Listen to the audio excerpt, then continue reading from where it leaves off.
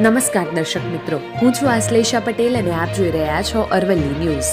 ઉત્તરાયણ પર્વને ધ્યાનમાં રાખીને અરવલ્લી જિલ્લા વન વિભાગના મેઘરજ નોર્મલ તેમજ વિસ્તરણ રેન્જ દ્વારા કરુણા અભિયાન અંતર્ગત નોર્મલ રેન્જના આરએફઓ જીકે ડામોર અને વિસ્તરણ રેન્જના આરએફઓ એમજે દોમડાએ લીલી ઝંડી આપી કરુણા અભિયાન બાઇક રેલીનું પ્રસ્થાન કરાવ્યું હતું.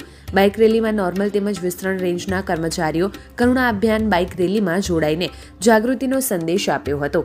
મેઘરજમાં કરુણા એનિમલ અભિયાન અંતર્ગત યોજાયેલી બાઇક રેલીએ પશુ પક્ષીઓ પ્રત્યે માનવીય અભિગમ કેળવવાનું એક સરાહનીય પગલું છે. ખાસ કરીને ઉત્તરાયણના તહેવાર દરમિયાન પતંગની દોરીથી ઘાયલ થતા પક્ષીઓને બચાવવા અને લોકોમાં જાગૃતિ લાવવા માટે આ અભિયાન ખૂબ જ મહત્વનું છે. ઉત્તરાયણ પર્વ દરમિયાન ચાઇનીઝ દોરીનો ઉપયોગ ન કરવા અને પક્ષીઓને ઈજા ન પહોંચે તે માટે લોકોને પ્રોત્સાહિત કરવા અને જો કોઈ પક્ષી ઘાયલ અવસ્થામાં મળે તો તાત્કાલિક 1962 હેલ્પલાઇન નંબર પર સંપર્ક કરવા વન વિભાગના અધિકારીઓ અને કર્મચારીઓએ માહિતગાર કર્યા હતા. ઉત્તરાયણ દરમિયાન પ્રતિબંધિત ચાઇનીઝ દોરી તથા કાચવાળી દોરીના ઉપયોગથી થતી ગંભીર ઇજાઓ અને મૃત્યુ અંગે જનજાગૃતિ ફેલાવી હતી. રેલી બાદ મેઘરજના વિવિધ વિસ્તારોમાં પતંગ અને દોરીના સ્ટોલ પર નોર્મલ તથા વિસ્તરણ રેન્જના કર્મચારીઓ દ્વારા તપાસ હાથ ધરાઈ હતી. તપાસ દરમિયાન વેપારીઓને પ્રતિબંધિત ચાઇનીઝ દોરી અને કાચવાળી દોરીનું વેચાણ ન કરવા સ્પષ્ટ સૂચના આપવામાં આવી હતી. તેમજ ગ્રાહકોને પણ આવી દોરી ન ખરીદવા અપીલ કરવામાં આવી હતી. વન વિભાગે ચેતવણી આપી હતી કે જો કોઈ વ્યક્તિ ચાઇનીઝ દોરીનું વેચાણ કે ખરીદી કરતા ઝડપાશે તો તેની સામે કાયદેસરની કાર્યવાહી કરવામાં આવશે. વન વિભાગ દ્વારા હાથ ધરાયેલા આ અભિયાનથી ઉત્તરાયણ પર્વ સુરક્ષિત, સંવેદનશીલ અને કરુણાભર્યું બને તે માટે મહત્વનો સંદેશ આપવામાં આવ્યો હતો.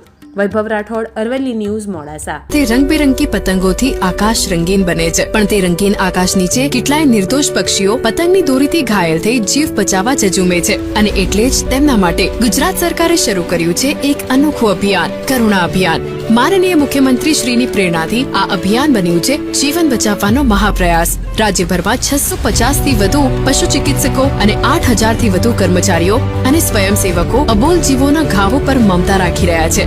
વન વિભાગ, પશુપાલન વિભાગ અને અનેક સેવાભાવી સંસ્થાઓએ સાથે મળીને 950 થી વધુ સારવાર કેન્દ્રો ઉભા કર્યા છે. જો તમને ક્યાંક ઘાયલ પક્ષી કે પશુ દેખાય, કોલ કરો વન વિભાગની હેલ્પલાઇન 1926 પર અથવા કરુણા એમ્બ્યુલન્સ હેલ્પલાઇન નંબર 1962 પર અથવા વોટ્સએપ નંબર 83 પર હાય લખી મોકલો અને મળેલ લિંકને અનુસરો. ચાલો મિત્રો, ગુજરાતને માનવતા અને કરુણાથી ભરેલા રાજ્ય તરીકે જાળવી રાખીએ. કરુણા અભિયાન, જીવ બચાવવાનો પવિત્ર પ્રયત્ન. વન વિભાગ, ગુજરાત રાજ્ય દ્વારા જનહિતમાં પ્રસારિત.